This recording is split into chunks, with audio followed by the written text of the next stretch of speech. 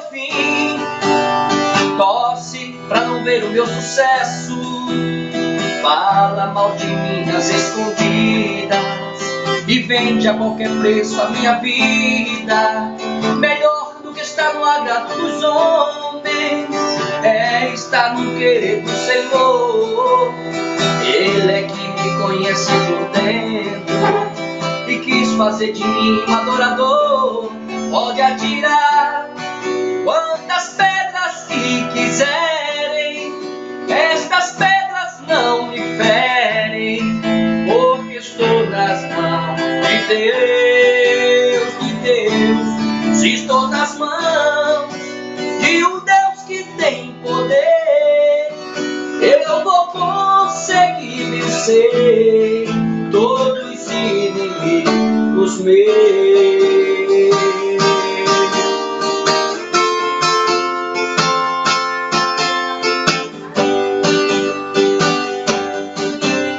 Muitos só querem ver o meu fim, torce pra não ver o meu sucesso, fala mal de mim às escondidas e vende a qualquer preço a minha vida.